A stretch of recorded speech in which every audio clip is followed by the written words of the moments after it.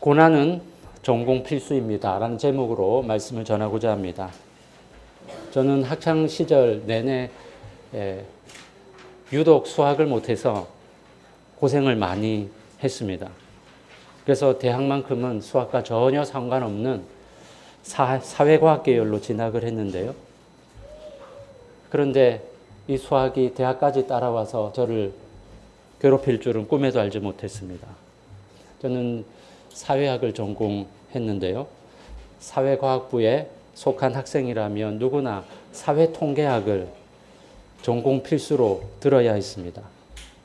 사회과학 분야에도 논문을 쓰거나 또 조사 연구를 할 때 통계 프로그램을 다룰 일이 많아서 통계학을 반드시 알아두어야 한다는 이유였습니다. 이름만 들어도 짐작이 가시겠지만 이 사회통계학은 숫자를 다루는 학문이라서 저처럼 수학을 일찌감치 포기한 사람은 따라가기가 여간 힘든 게 아니었습니다. 그래도 졸업을 하려면 반드시 들어야 되는 과목이기 때문에 울며 겨자 먹기로 힘들게 노력해서 겨우 낙제점을 면하는 수준에서 통과했습니다. 만약 사회통계학이 선택 과목이었다면 저는 절대로 그 과목을 선택하지 않았을 겁니다. 그러나 사회과학부에 속한 학생이라면 누구나 들어야 되는 필수 과목이었기 때문에 도무지 피할 수 없었던 겁니다.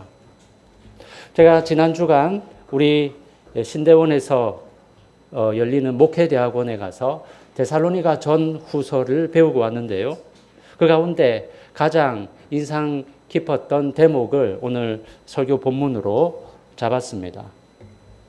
이 본문에서 바울은 성도들에게 찾아오는 고난이란 슬쩍 건너뛰거나 피해갈 수 있는 선택 과목이 아니라 하나님 나라로 향하는 모든 사람이 반드시 거쳐야 하는 전공 필수라고 말하고 있습니다. 우리는 고난을 어떻게든 빼버리고 싶은 선택 과목쯤으로 여기지만 성경은 그것은 누구도 건너뛸 수 없는 필수 과목이라 말합니다. 우리는 고난이 닥치면 손쉽게 왜 하필 나에게 이런 문제가 터지는가 묻지만 가만히 보면 늘 고난 당하는 것 자체를 문제라고 여깁니다. 예수 믿으면 고난도 사라지고 막혔던 인생의 장애물도 다 치워지고 나를 괴롭히던 병도 다 나아야 한다고 생각합니다. 그런데 오늘 본문을 기록한 바울은 우리의 생각을 완전히 뒤집어 놓습니다. 예수 믿으면 고난이 따라오는 게 당연한데 이것이 곧 하나님의 계획이라는 것입니다. 우리가 뜻하지 않은 어려움을 만날 때 내 인생에 고난이 닥쳐올 거야 하고 미리 대비하고 있다가 당하는 것과 나에게 고난 같은 것은 전혀 없을 거야 라고 방심하고 있다가 당하는 것은 그 충격의 강도에 있어서 차이가 있을 수밖에 없습니다. 오늘 우리는 데살로니가전서 3장을 통해서 고난에 대한 하나님의 뜻을 함께 살펴보고자 합니다. 1절, 2절에 보면 바울이 디모데를 데살로니가로 보내어서 그곳 상황을 알아보고자 했습니다. 왜냐하면 데살로니가 교회가 환난을 당하고 있었기 때문입니다. 3절을 보십시오. 아무도 이 여러 환난 중에 흔들리지 않게 하려 함이라. 우리가 이것을 위하여 세움받은 줄을 너희가 친히 알리라. 당시 데살로니가 교회는 세워진 지 얼마 안 된 신생교회였습니다. 바울이 그 성에서 복음을 전한 기간은 아주 짧았는데요. 한 달 남짓쯤으로 보입니다. 그런데 유대인들의 거센 반발로 인해서 쫓기듯이 갑자기 그 도시를 떠나야만 했습니다. 일반적으로 생각할 때 사역한 지 한 달 남짓 되었는데 그곳에 교회가 자생적으로 생겨났다 하면 참으로 놀라운 일 아니겠습니까? 그런데 바울이 전한 복음을 받아들였던 데살로니가 사람들이 교회를 세우고 성장하고 있었던 겁니다. 바울은 이 갓 태어난 교회가 아장아장 걷는 모습을 보면서 참으로 기뻤던 것 같습니다. 그가 데살로니가 전서를 쓰면서 가장 먼저 언급하는 것이 감사였는데요. 데살로니가 교회 성도들이 바울의 가르침대로 살아가는 모습을 보면서 하나님께 끊임없이 감사한다고 고백합니다. 데살로니가 교회 성도들이 많은 환난 가운데서도 그것을 기뻐했고 또한 그들의 자라난 믿음이 소문이 나서 모든 믿는 자의 본이 될 정도였습니다.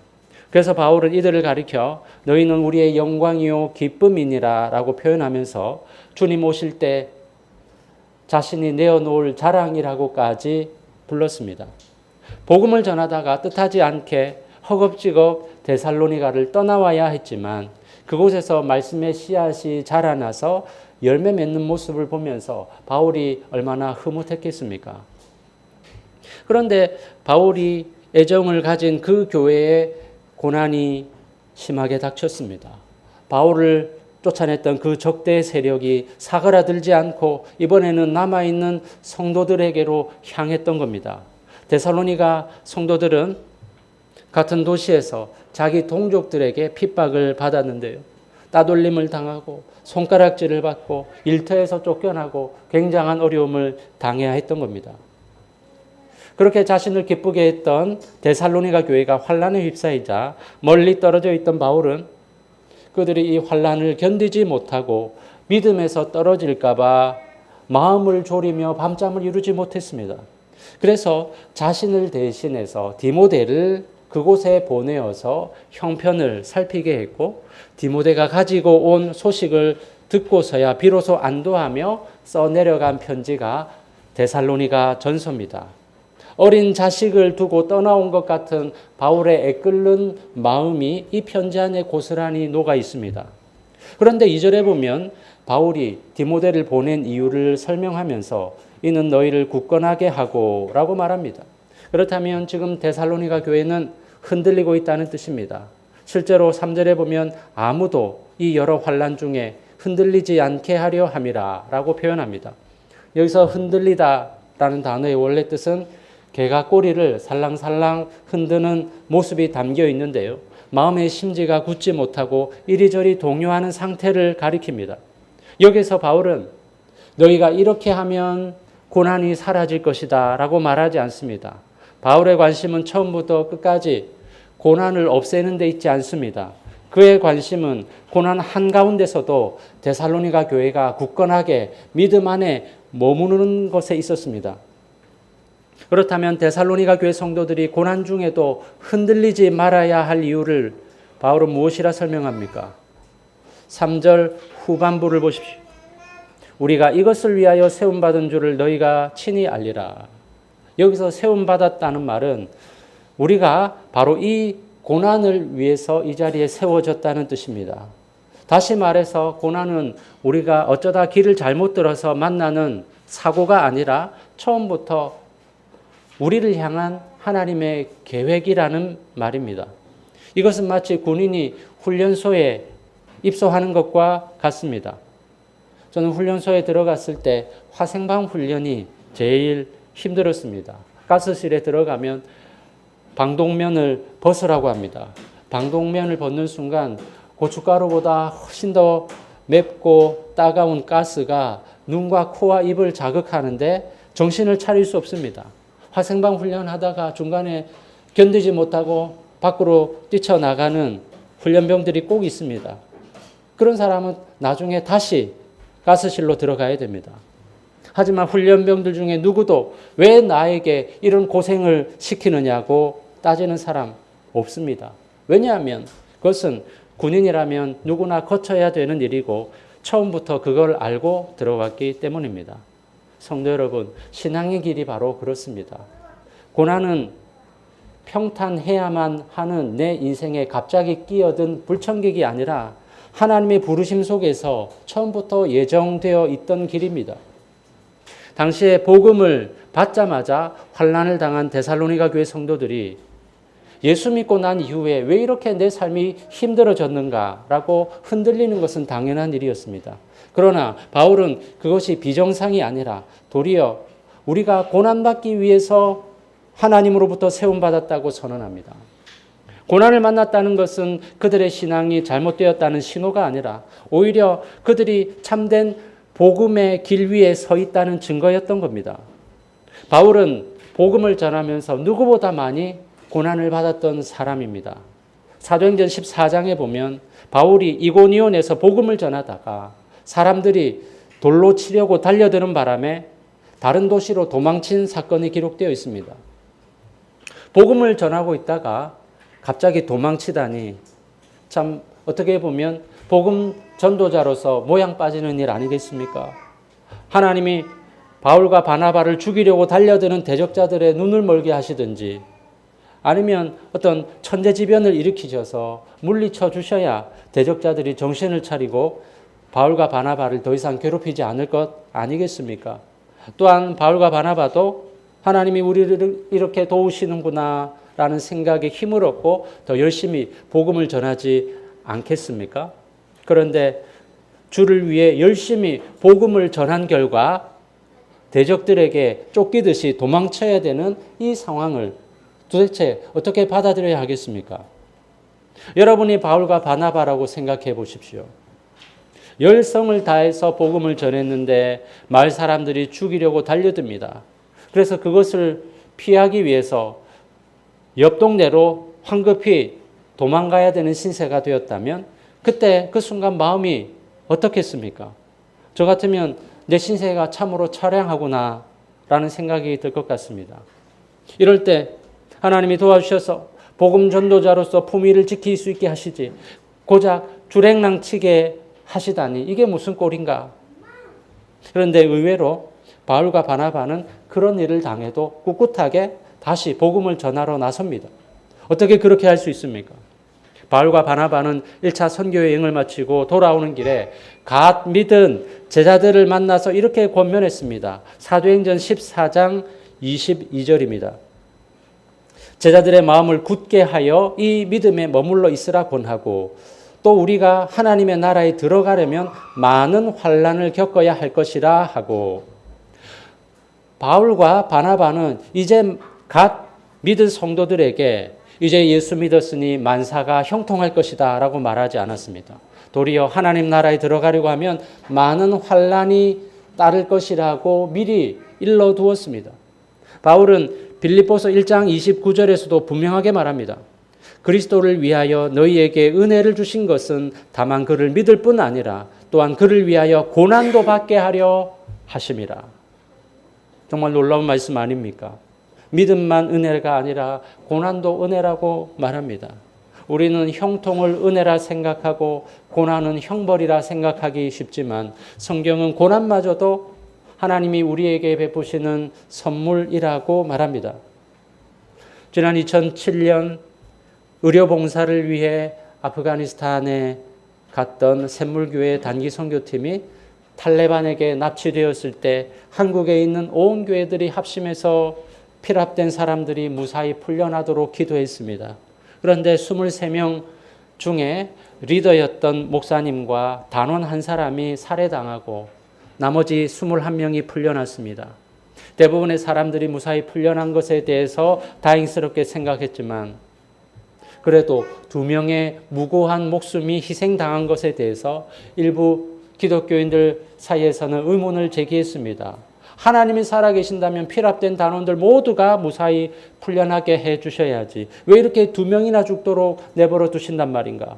하나님이 어떻게 이러실 수 있는가? 여러분은 어떻게 생각하십니까?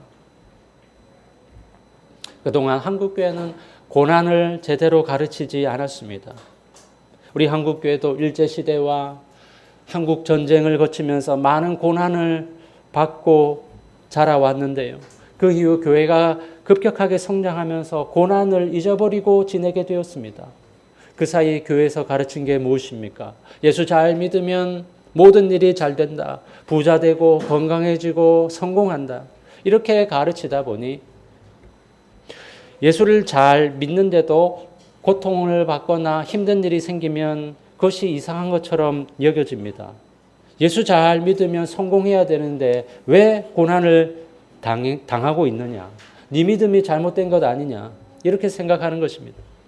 원래 교회는 핍박과 고난 속에 자라왔는데 어느새 교회가 풍요와 번영에 젖어들면서 본래의 그 정신을 잃어버렸습니다. 조금만 어려움이 찾아와도 그것을 견디지 못합니다.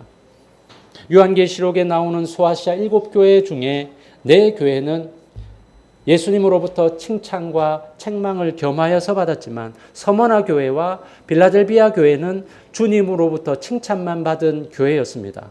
그 중에 서머나 교회는 외부에서 오는 핍박뿐만 아니라 우상 숭배를 강요하는 사회 속에서 그것을 거부하다가 생업마저도 포기한 사람들이 많았기 때문에 극심한 가난 중에 시달려야만 했습니다.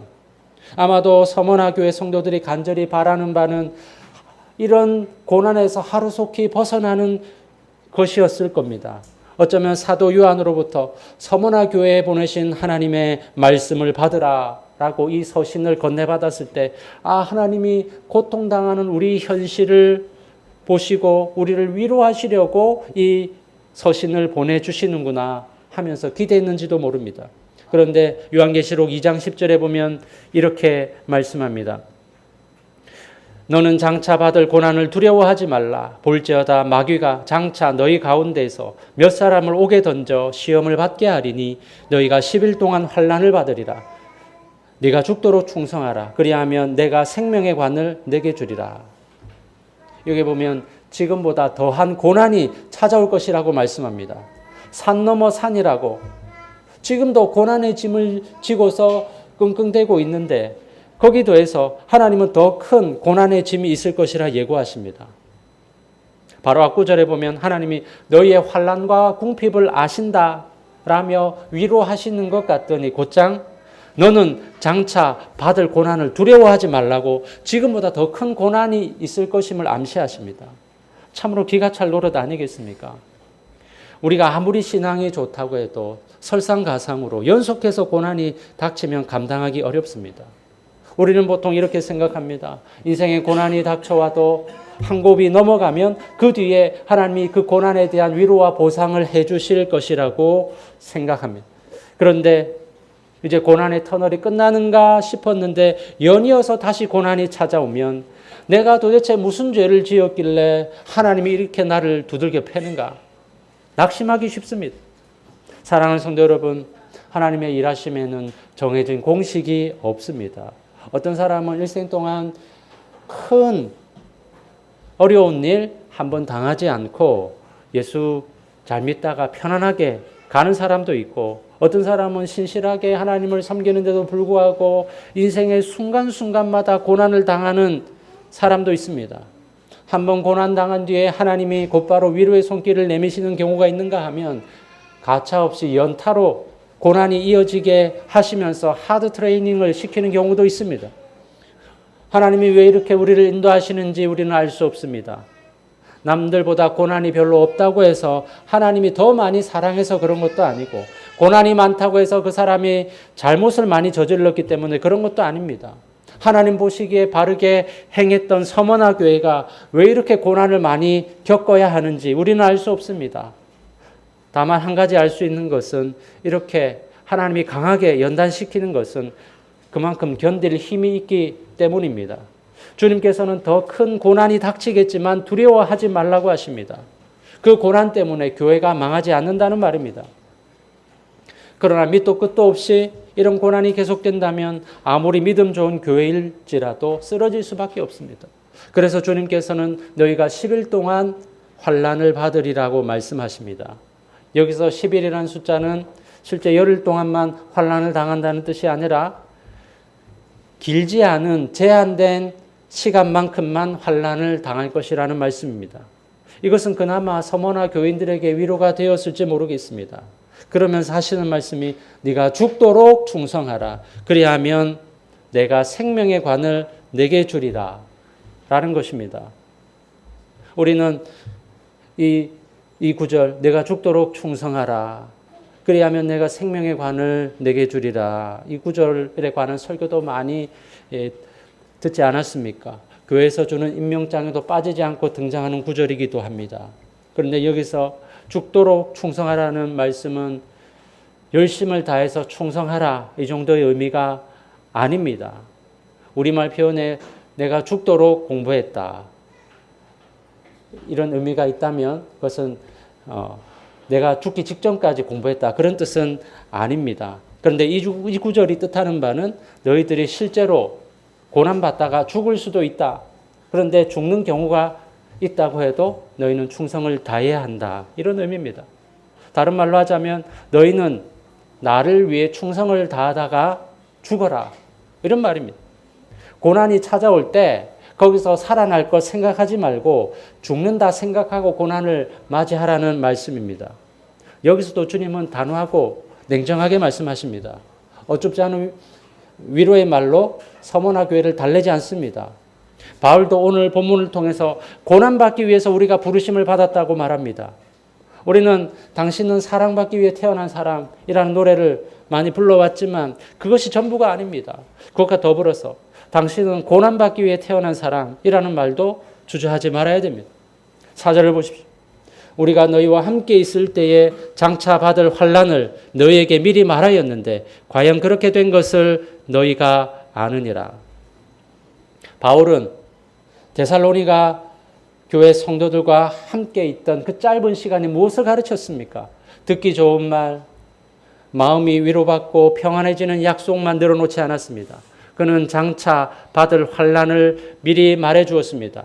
바울은 환난이 닥칠 것이라고 슬쩍 언급하고 지나간 것이 아니라 거듭거듭 되풀이해서 일러주었다는 뉘앙스가 이 구절에 담겨 있습니다. 그리고 바울이 미리 예고한 그대로 데살로니가 교회에 환난이 닥쳤습니다. 오늘 우리 시대의 교회였다면 믿은 지 얼마 안 된 교인들에게 이제 여러분이 예수 믿었으니 앞으로 환난이 닥칠 겁니다. 하지만 예수 믿으면 원래 그런 거니까 이상하게 생각하지 마시고 환난을 잘 견디십시오. 목사가 이렇게 말한다면 어떻겠습니까? 안 그래도 믿음이 연약한 사람에게 왜 그런 악담을 퍼붓느냐고 교인들이 목사에게 항의하지 않겠습니까? 그런데 바울은 데살로니가 교회 성도들에게 그렇게 말했습니다. 사랑하는 성도 여러분, 저도 여러분에게 예수 믿으면 반드시 고난이 따를 것입니다 라고 말한다면 여기에서 좋아할 사람이 누가 있겠습니까? 그런데 이것은 하나님의 바울 사도를 통해서 주신 하나님의 말씀이기 때문에 전하지 않을 수 없습니다. 제가 앞서 설교 초반부에 말씀드렸지만 고난을 미리 대비하고 있다가 만나는 것과 무방비 상태에서 만나는 것은 그 결과가 엄청나게 달라집니다. 이 땅에 많은 현대교회들이 고난에 대해서 잘 언급하지 않으려고 합니다. 왜냐하면 교인들이 싫어하기 때문입니다. 대신 교인들이 좋아할 만한 축복의 말씀, 위로의 말씀만이 넘쳐납니다. 그런데 아이가 사탕을 좋아한다고 자꾸 사탕만 주면 어떻게 되겠습니까? 아이의 건강을 망치는 지름길 아니겠습니까? 우리는 분별해야 됩니다. 디모데후서 4장 3절 4절은 이렇게 경고하고 있습니다. 때가 이르리니 사람이 바른 교훈을 받지 아니하며 귀가 가려워서 자기의 소욕을 따를 스승을 많이 두고 또 그 귀를 진리에서 돌이켜 허탄한 이야기를 따르리라. 사람들은 본래 귀를 즐겁게 해주는 말을 좋아합니다. 예수 믿으면 부자가 됩니다. 병이 낫습니다. 예수 믿으면 만사가 형통합니다. 이런 사탕발림은 듣기에는 달콤하지만 정작 인생의 폭풍이 몰아칠 때 우리를 지켜주지 못합니다. 반대로 고난은 성도들에게 당연히 찾아오는 일입니다 라는 말은 우리에게 쓰고 받아들여지기가 쉽지 않습니다. 전하는 목사도 마음이 무겁고 듣는 여러분 마음도 불편합니다. 그러나 쓴 약이 병을 고치듯이 바른 가르침은 쓰더라도 우리를 살립니다. 그렇기에 고난은 언제든 찾아올 수 있다는 이 말씀을 여러분 마음판에 새기시기 바랍니다. 그렇다면 우리가 고난받을 때라도 그것을 견딜 수 있는 이유가 무엇입니까? 그 이유는 우리에게 생명의 면류관이 기다리고 있기 때문입니다. 조금 전에 읽었던 서머나 교회를 향한 말씀의 끝이 무엇이었습니까? 내가 죽도록 충성하라. 그리하면 내가 생명의 관을 내게 주리라. 주님은 더 큰 고난을 예고하시면서도 그 고난 끝에 생명의 면류관이 있다고 약속하십니다. 야고보서 1장 12절도 똑같이 말씀하십니다. 시험을 참는 자는 복이 있나니 이는 시련을 견디어낸 자가 주께서 자기를 사랑하는 자들에게 약속하신 생명의 면류관을 얻을 것이기 때문이라. 고난을 이겨낸 자의 손에 마지막으로 쥐어지는 것은 절망이 아니라 생명의 면류관이라는 것입니다. 성경을 펼쳐보면 믿음의 사람치고 고난을 받지 않은 사람이 없습니다. 아브라함은 평생 나그네로 떠돌았고 요셉은 종으로 팔려갔다가 누명을 쓰고 감옥까지 갔으며 모세는 광야에서 40년을 보냈고 다윗은 쫓기는 신세로 동굴을 전전했습니다. 사도들은 하나같이 매를 맞고 옥에 갇히고 결국 순교했습니다. 그렇다면 이들은 무엇으로 그 고난을 견뎌냈습니까? 히브리서 11장 그 비밀을 이렇게 밝히고 있습니다. 그들이 이제는 더 나은 본향을 사모하니 곧 하늘에 있는 것이라. 그들은 이 땅을 잠시 지나가는 나그네의 길로 여기고 더 나은 본향 곧 하나님 나라를 바라보았습니다. 바로 그 소망이 있었기 때문에 고난 앞에서도 견딜 수 있었던 것입니다. 성도 여러분, 우리가 고난을 견딜 수 있는 이유가 바로 여기 있습니다. 고난이 우리 인생의 마지막 장면이 아니기 때문입니다. 이 땅 너머에 생명의 면류관이 있고 더 나은 본향이 우리를 기다리고 있기 때문입니다. 그렇기 때문에 이 땅의 것에 너무 깊이 뿌리를 내리지 마시고 나그네의 마음으로 저 본향을 바라보며 끝까지 걸어갈 수 있어야 합니다. 사랑하는 성도 여러분, 오늘 우리는 데살로니가전서 3장을 통해 고난을 바라보는 새로운 눈을 얻었습니다. 첫째로 고난은 우리가 어쩌다가 길을 잘못 들어서 만나는 겪지 말아야 될 일이 아니라 처음부터 하나님이 우리를 그 자리에 세우려 하셨다는 것입니다. 둘째로 그렇게 바울은 환난을 숨기지 않고 거듭거듭 미리 데살로니가 교회에 그것이 찾아올 것이라 예고했습니다. 우리는 귀를 즐겁게 하는 사탕발림이 아니라 쓰더라도 우리를 살리는 바른 말씀에 귀를 기울여야 합니다. 셋째로 우리가 그 고난을 끝까지 견딜 수 있는 이유는 이 땅을 지나고 나면 생명의 면류관과 더 나은 본향이 우리를 기다리기 때문입니다. 설교를 시작하면서 말씀드린 그 사회 통계학 이야기를 떠올려 보십시오. 그것이 선택 과목이었다면 저는 진작에 피해버렸겠지만 전공 필수였기에 끝내 그것을 통과할 수밖에 없었습니다. 신앙의 길에서 만나는 고난도 그렇습니다. 그것은 우리 마음대로 빼버릴 수 있는 선택 과목이 아니라 하나님 나라로 들어가는 모든 성도가 반드시 거쳐야 되는 전공 필수입니다. 그러나 우리가 이 피할 수 없는 과목 앞에서도 절망하지 않아도 될 것은 주님이 친히 그 과목을 통과할 수 있도록 도와주실 것이기 때문입니다. 바울은 고난받는 데살로니가 성도들을 위해서 이런 기도를 드렸습니다. 데살로니가전서 3장 13절 같이 한번 읽어볼까요? 시작. 너희 마음을 굳건하게 하시고 우리 주 예수께서 그의 모든 성도와 함께 강림하실 때에 하나님 우리 아버지 앞에서 거룩함에 흠이 없게 하시기를 원하노라. 아멘. 우리가 당하는 고난에는 분명한 목적지가 있습니다. 그것은 주님이 다시 오실 날 그분 앞에 흠이 없이 서게 될 영광의 자리입니다. 오늘 우리 모두가 어떤 환난이 닥쳐도 흔들리지 않고 고난 너머에 있는 본향을 바라보면서 끝까지 충성합시다. 그래야 할 때 마침내 주님께서 약속하신 생명의 면류관을 받을 수 있는 우리 모든 성도 되시기를 주님의 이름으로 축원합니다.